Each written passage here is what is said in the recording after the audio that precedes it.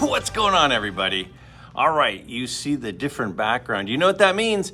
It means I'm behind and trying to get caught up. So before and after work, sometimes I'll sneak a video here, different setting than normal. Now, why am I behind and trying to get caught up? It's because Strongsville is this week.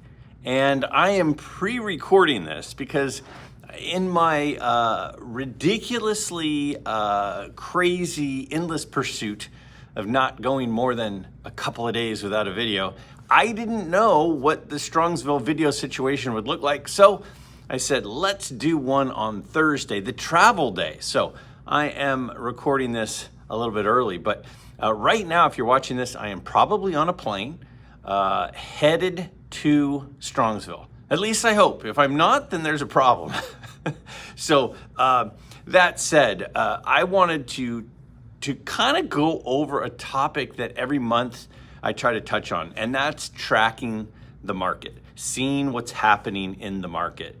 You know, one of the shows I really like watching, and it hasn't been a long time I've been watching it, but recently something that I really enjoy is watching Jeremy Lee and his buddy Joe over on Sports Card Live, Saturday nights.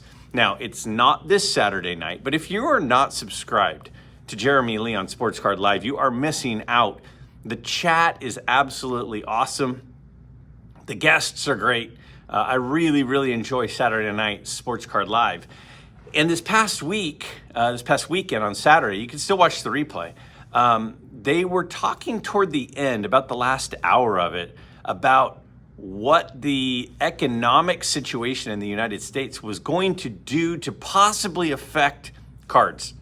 And, you know, because I'm headed to Strongsville right now, and do I want to buy a big card if I think that the market is about to crash? You know, because historically, the economy and things that are kind of expendable, like hobbies and vacations and going out to dinner, those things usually suffer when the economy is struggling. So the question about how these tariffs and the stock market absolutely got crushed last week on Thursday and Friday, and then on Monday it was kind of all over the place, and it's going to continue to be a bit of a wild ride while everybody kind of figures out what's happening. But the question is, if the stock market continues to go down, because it had a couple of really, really bad days last week, what's that mean for cards? Now, of course, last I checked, I don't have a crystal ball that works. Regardless of how long I keep staring into the light bulb and into the lamp, I don't see any future visions in it. So none of us know. That's what makes it fun to talk about. And that's what they were talking about at the last hour or so on Saturday night on Sports Card Live. And I was like, you know, we may think that just because the market is going to crash or has crashed or might continue to crash or might not, well, we'll see.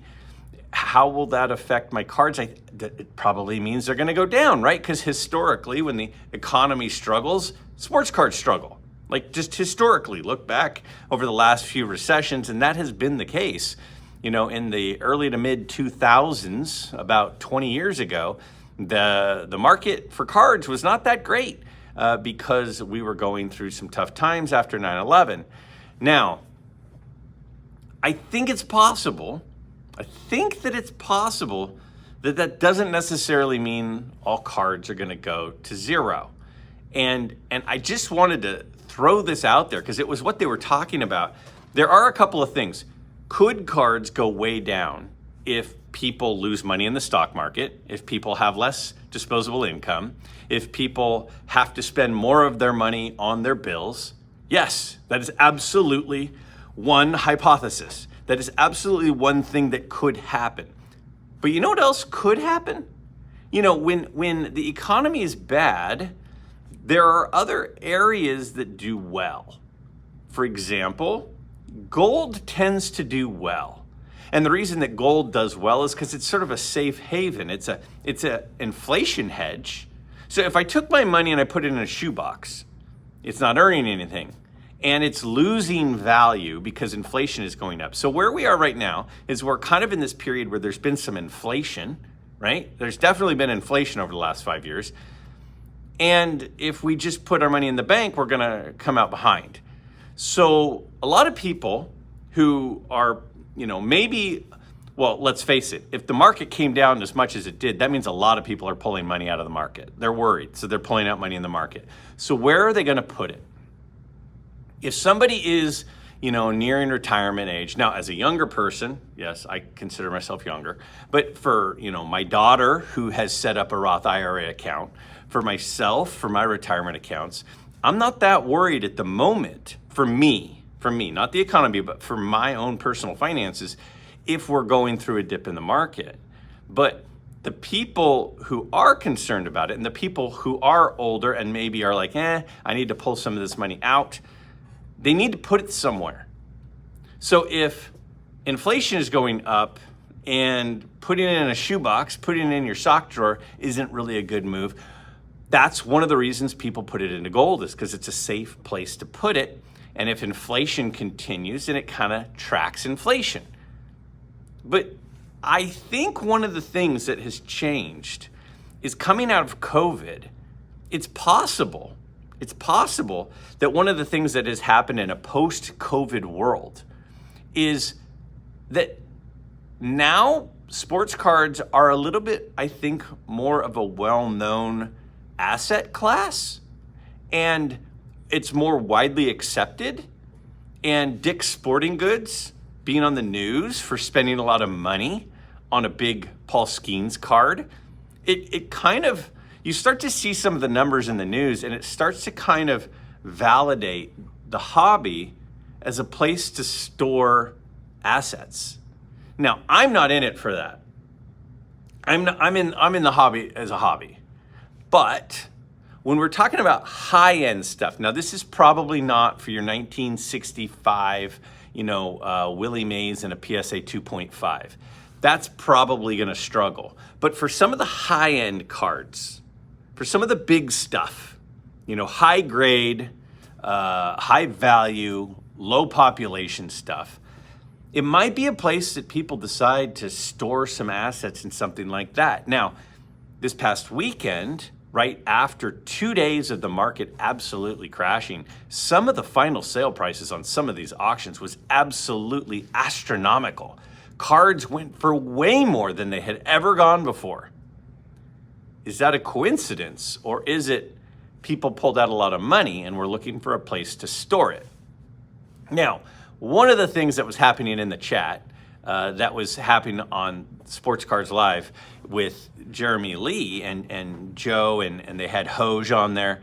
And so they were talking about this, and a couple people kept saying, you can't compare sports cards to gold because gold has actual utility to it, meaning they need gold not just as a place to store money, but they need it for uses in different things. So like every cell phone, for example, how you could trade in like a 10-year-old cell phone and it's still worth like 30 or 40 bucks? That's because there's some precious metals in the cell phone as conductors and stuff. Gold is like the best conductor of a lot of electronics. So there are, little bits of gold in there that have value and so when they're mining gold, it's not just going into gold coins that people buy and stick in a safe.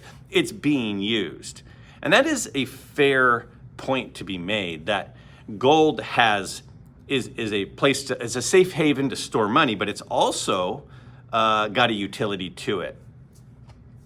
But that's to say that cards as a place to store value, and again, I'm talking more high-end stuff, high-grade, rare stuff, high-demand stuff, that those don't have any utility. And, like art is, if I buy a Monet or a Renoir or something, that doesn't have a utility in the fact that I can't do something. And I think Jeremy used the comment of like, you could light cards on fire and then you get heat from it, but as a joke, obviously, but it doesn't have a utility for like an essential need. but people still need something to do. People are always going to have time and need something to do. So the enjoyment of seeing things and looking at things and the enjoyment of them is a form of a utility. It's not a utility like electricity or like oil or like water, but it is something that we need. We need to have in our lives. Everybody needs to have some form of joy. And that is, find a person who has no joy, zero joy in their life, and that person's struggling. Most of us need to find some joy, and for a lot of us, we get our joy from things like art. That's why the arts are important. That's why music is important. That's why, acting, and that's why fine arts and sculptures and print art, that's why those things matter, is because they bring us joy and they bring us culture.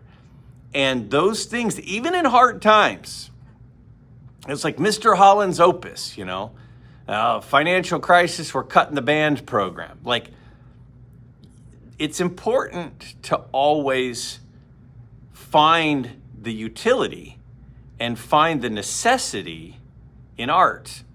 And cards are a form of art. So as and Greg, I thought I was coming on here to look at what some recent sales were. You are. And I think it's important to track. It's important to know what's happening in the card market, both with the regular category of us, shallow end collectors who are buying things in the, $20 to $80 range, but also what's happening with the high end stuff. And it's important to track, especially in times of financial volatility, because where are you going to see it first? We are going to see changes in what's going to happen with the card market by looking at final sales of the low end stuff and the high end stuff, the regular collector and the high end investor type, wealthy type person. If we start to see a huge jump or a huge drop in the market on the regular kind of guy card like I collect, or the high end stuff, like there's one card this month that's massive, then we'll actually know what's happening in the market. So just kind of my 2 cents.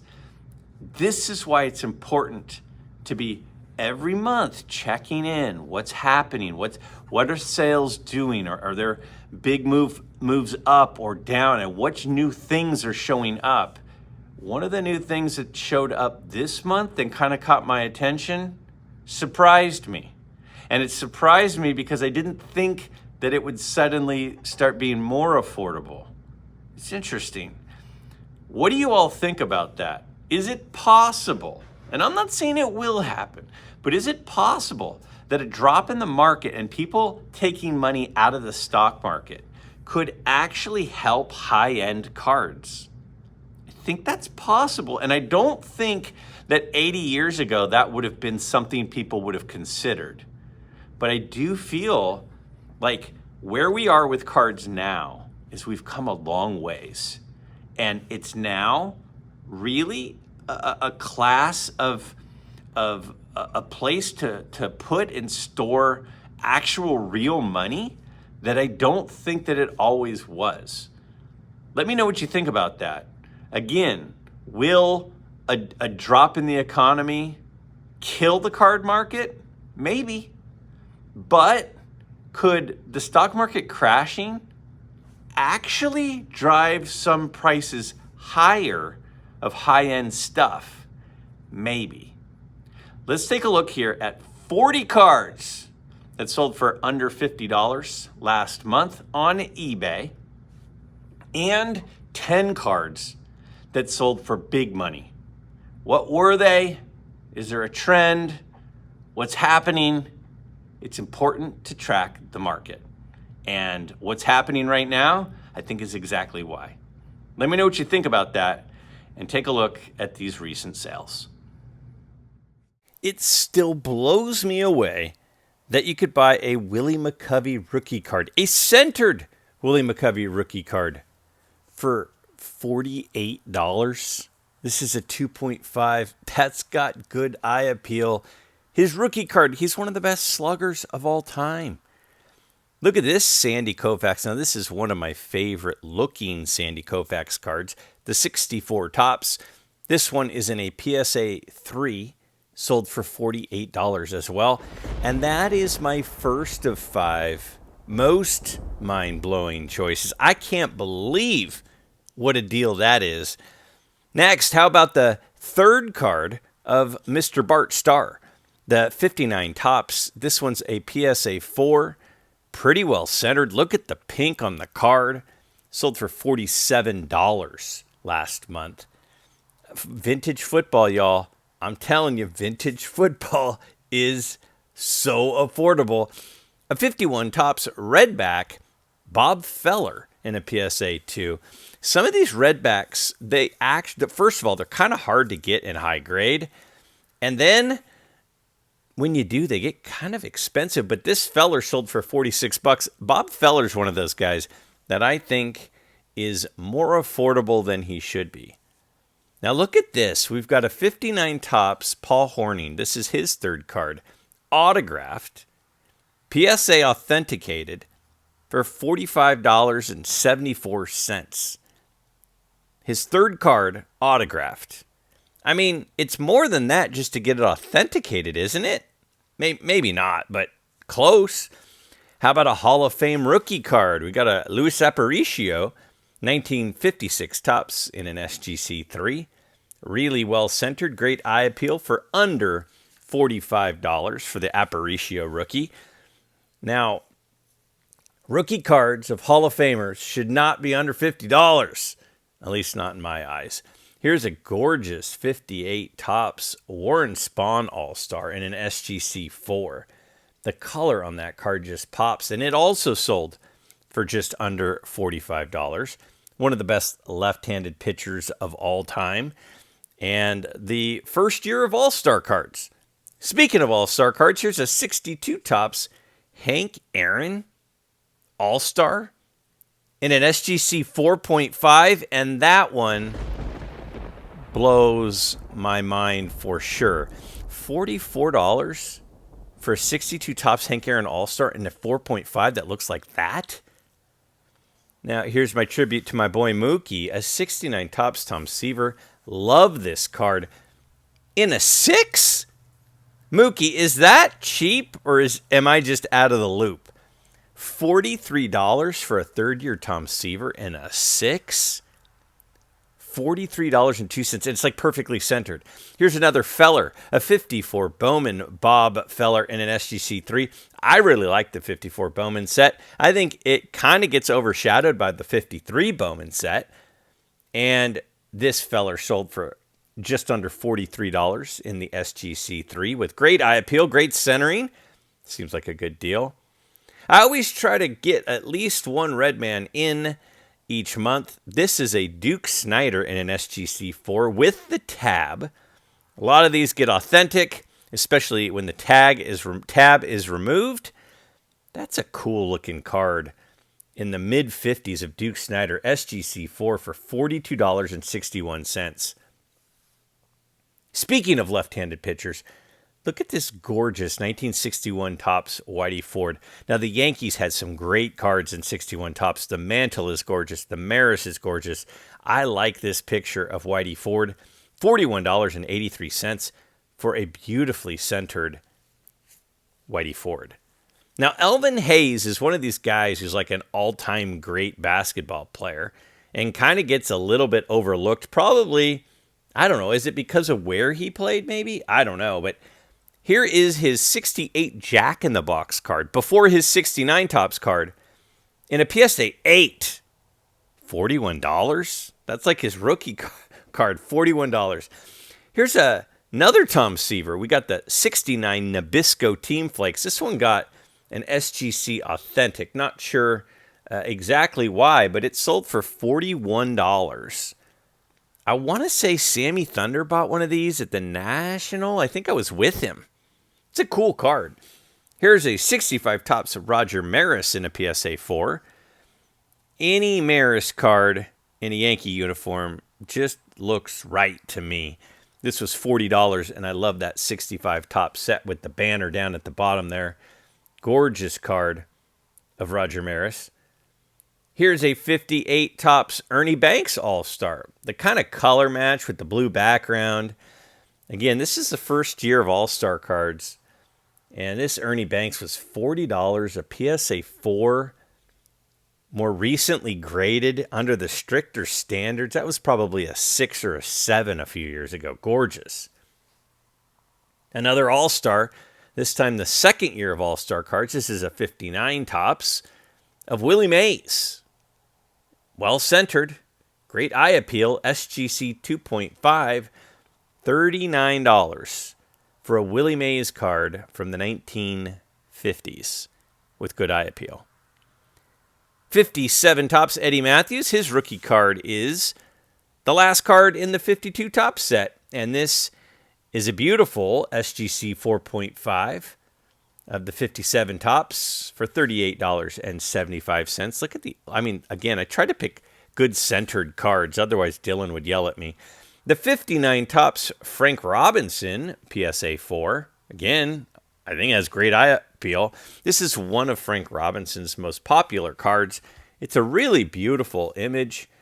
The coloring on it is fantastic, and it was $37 for the third year Frank Robinson card. Again, his rookie is in the 57 top set. Speaking of, here's a Bill Mazeroski rookie card. Now, this one jumped at me because it was under $37. Sure, it's a PSA 1.5, so it's got issues, but it's pretty well centered, and he's still alive, and he signs through the mail. If I had seen this, I would have snagged this for $37, mailed it over, gotten it autographed. Hall of Fame rookie card autographed. Yes, please. 59 tops Warren Spahn. Again, great eye appeal. An SGC 5, sold for $36. That card was $36 20 years ago, wasn't it? Why is that so? Why is Warren Spahn? And here's another guy, Al Kaline. Al Kaline cards are so cheap. A 1960 tops Al Kaline in a PSA 4. That's a gorgeous 4. And yes, it got a mind-blowing pick that it sold for just over $35. How about a 59 tops Don Drysdale in an SGC 5? Now, his rookie card's also in the 57 set. This is his third card. A third-year Don Drysdale for $34 in an SGC 5. Again, it's $15 just to get it graded. Then you got to ship it. You're $20 in. It was only $34. Now, these 61 top stamps are pretty cool. And what else is pretty cool is Yogi Berra. And the centering is an issue on these sometimes. This particular stamp sold for $34 in the SGC3 of the Berra 61 top stamp. I thought that was a cool item for under $35. How about a 51 Bowman Bobby Shantz autograph? Another autograph. I've seen a couple of those now. $33.77. Again, I know that PSA recently upped the price on autograph authentication. It can't be much less than that. I mean, just the authentication. The 58 tops Duke Snider, SGC 5, $33. Duke Snider, another one of those overlooked guys. McCovey, Eddie Matthews, Duke Snider, Don Drysdale, Warren Spahn. What do they all have in common? They all play in the shadow of a massive superstar. Speaking of massive superstars, here's a couple on one card. The 63 tops Pride of the NL. Blows my mind that a card with that kind of centering in a 4.5 from SGC would sell for $33. It's got Mays and Musial. Here's another Al Kaline. This is a 59 tops Al Kaline All-Star. In a PSA 5, $33. The fact that these All-Star cards and these not top tier guys are selling for as cheap as they are makes me really consider pivoting and just gobbling up a bunch of them. Here's the 52 Redman, a Feller, again, a Bob Feller Redman in a PSA 4.5. It doesn't have the tab, I understand, but it was under $33, and that's gorgeous. And just the authentication and the slab. It's an oversized slab, too. Another autographed card, this time a 65 Topps Gaylord Perry. His rookie card is in the 62 Topps set. The card got a 3 grade, and the auto got an 8. You can see it over there on the right. It's kind of faint, which is why it got the 8, but man, dual graded and everything. The 52 Wheaties set is pretty cool. My buddy Chris from Missouri loves it. This is a Sam Snead. I'm always a sucker for vintage golf cards. This got a PSA 5, and it was $30 of Sam Snead. That's gorgeous. Speaking of, here's a 1960 Topps Bart Starr, his 4th card in an SGC 5. So Bart Starr's 4th card, 1960 Topps. Beautiful card, $28.87. For Bart Starr's 4th card from the 1960 set. Another All-Star, this time the first ever Topps Stan Musial card, the All-Star card from 58 Topps. This one got an SGC 4.5. I love the 58 Topps All-Star cards. I absolutely love them. And this Stan Musial is a beauty. Another vintage football card in a high grade. This is from the famous 57 Topps set. This is Bobby Lane, a very important player of his time, a Hall of Famer. $26. Look at the centering. Look at the color on that card. In a 7. Get it, it's $15 just to grade it. Another autograph. This is the 4th autograph we've seen. I'm not sure what that means, but again, this is an autographed Orlando Cepeda, another Hall of Famer, slabbed, oversized slabbed, $23.75. I mean, it had to have cost more than that just to get it graded and slabbed. $23.75 for that 64 Topps giant Orlando Cepeda. Here's a Larry Doby from 59 Topps. A beautiful PSA 5 in a new slab. The extra digit, meaning it was recently graded, $22.50 on the 59 Larry Doby. Another autograph. What's the deal with that? I've not seen this many autographs in a month. 1960 Fleer Bob Feller autograph. Bob Feller autographed from the 60 Fleer sets. This is post-playing days. PSA authenticated, $21.50. Now, these are cool, and when sometimes I see something a little bit off the beaten trail of what we're used to seeing, I tend to use it and include it. But the 63 Topps peel-off of Willie Mays in an SGC 2.5, just over $17. And a 69 Topps decal of Hank Aaron in a PSA 4. $17.32. That gets my 5th and final pick of mind-blowing for sure. And I love this 52 Topps Look and See set. The same artist that was commissioned for the baseball cards was commissioned for the Look and See set. And this is Charles Lindbergh, who was a superstar in his era. A PSA 3 sold for $14.27.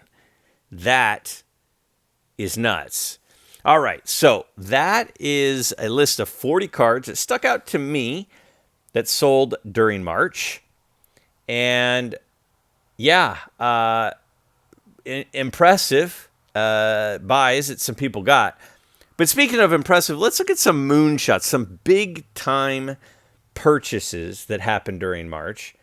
So these are ones well over $50. Look at this one. It's a 1950s era Honus Wagner autograph. PSA slabbed, graded a 9. One of the things I love about this is that he wrote his name, but then he wrote Pirates, which I thought was cool. Whenever you can get an item like this that has additional writing, I think that's a bonus. Some people like just the autograph. I think that is fantastic. $4,000 on that autograph from Honus Wagner. The 52 Topps Roy Campanella. A tough card. This is a tough high series, a 7.5. High grade, $7,500. It's got the NBA sticker up top. What do you guys think of the silver and gold NBA stickers? I know a lot of people like them. Next, a Bart Starr rookie card, autographed. PSA 4 on the card, and an auto grade of 9. Sold for $10,000. I wonder what the pop is on that. I'm guessing it's pretty low. Bart Starr rookie card. I mean, whenever you're talking Hall of Fame rookie cards, it's going to be expensive, but especially when it's a guy who didn't sign a ton. Bart Starr didn't sign a ton. He signed, but not like Bob Feller did. This next one is a 57 Topps Bill Russell rookie card. Really, really hard to find this card centered. The reason this one jumped out to me is the side-to-side centering is so good. The PSA 5.5 sold for $10,951. That's a beautiful example of one of the most important vintage basketball cards of all time. This one is a 53 Topps Mickey Mantle autographed. The card received a PSA 2, and it's pretty well centered. It's got pretty good eye appeal for a 2. And the autograph is authentic. Sold for $13,253. That is, I don't know, is that Mickey Mantle's best looking card? Some people think so. This next one is a 55 Topps Roberto Clemente rookie card. Hard to find this card centered. That one's pretty well centered. In a PSA 7, sold for $17,600. That the price jump when you start getting, 4 to a 5, 5 to a 6, 6 to a 7, the jumps start getting pretty significant. Now, to me, one of the most important cards in the hobby, one of the most beautiful cards in the hobby, one of the highest potential cards in the hobby is the 52 Topps Jackie Robinson. And this is a gorgeous PSA 6. This, believe it or not, seems like a really good deal to me at $19,500. That seems like that card should have gone for more than that. Maybe I'm crazy, but it's got the dark red. It's really well centered. It's so hard to find that card centered. That seems like a good deal. Maybe I'm off, but it does to me. Oh, and I was going to love this one. At 54 Topps Ernie Banks and a PSA 8. I'll be honest. I think mine looks as good as this one. This one sold for $24,009 on the PSA 8 Ernie Banks rookie card. What a beautiful, beautiful example. So hard to find that centered top to bottom, especially, but also side to side. Look at this. Speaking of centered, how about a really well-centered 51 Bowman Mickey Mantle rookie card in a PSA 4.5. Somebody landed a crown jewel to their collection. $26,300 on this stunning example. I mean, I would just absolutely do a backflip off the roof at the Strongsville for that card. Is that an offer? Sure. And then finally, the 52 Topps Mickey Mantle in a PSA 6. Oh, man. $153,100. Wow. That is a monster. What a month. Some great deals, some huge pickups. What stuck out to you? To me, what's with the autographs going for cheap?